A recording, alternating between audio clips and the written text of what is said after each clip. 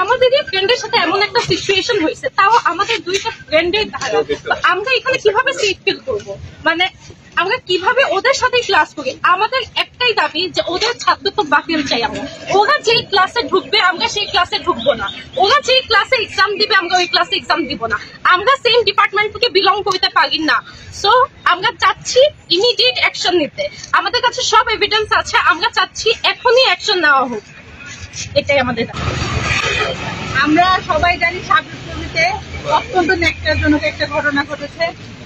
আমাদেরই ক্লাসমেট, একজন ক্লাসমেটের মেয়েকে বাকি দুইজন অত্যন্ত দুঃখের সাথে বলতে হচ্ছে তারা আমাদের ক্লাসমেট, ক্লাস ফেলো ছিল, আমরা একই ক্লাসে ক্লাস করেছি। আমাদের ভিকটিম ক্লাসমেট আমাদের বাকি দুইজন ক্লাসমেটের দ্বারা নির্যাতিত হয়েছে, রেপড হয়েছে, এবং এই রেপডের একমাত্র শাস্তি আমাদের চাওয়া এই ক্যাম্পাসে থেকে তাদের আজীবনের জন্য বহিষ্কার করা, এবং প্রশাসনের থেকে তাদের আজীবনভাবে বহিষ্কার করা হবে, এবং আইনগতভাবে তাদের সর্বোচ্চ যে শাস্তি মৃত্যুদণ্ড, সেটা আমাদের দাবি। এটা আমাদের জন্য লজ্জার, এটা আমাদের জন্য বিব্রত হওয়ার মতো। আমরা এই ধরনের ঘটনার তীব্র নিন্দা এবং কঠোর শাস্তির প্রত্যাশা করছি, যাতে পরবর্তীতে কোনো ধর্ষক কিংবা এই ধরনের মাইন্ড নিয়ে যারা চলাফেরা করে তারা যাতে এই জিনিসটা উপলব্ধি করতে পারে।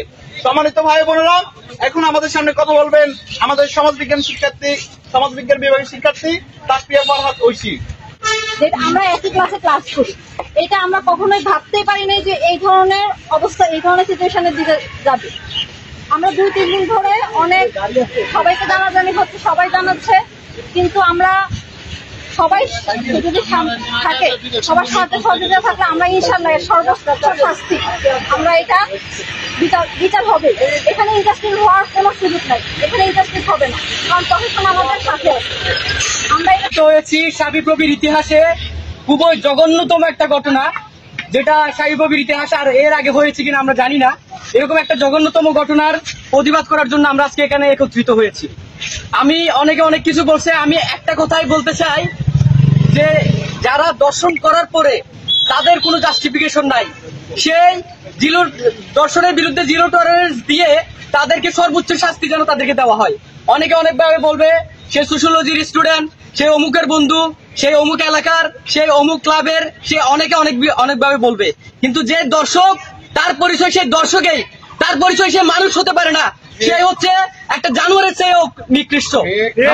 আমাদের দাবি হলো, আমরা আমাদের প্রশাসনের কাছে একটাই দাবি করতে চাই, আমরা এটাই দাবি করতে চাই যে তারা যেন একটা দৃষ্টান্তমূলক শাস্তি দিয়ে তাদেরকে ক্যাম্পাস থেকে আজীবনের জন্য বহিষ্কার করে, তারা যেন একটা দৃষ্টান্ত প্রতিষ্ঠা করেন, যেন এই ধরনের কাজ ভবিষ্যতে আর কেউ করার সাহস না পায়।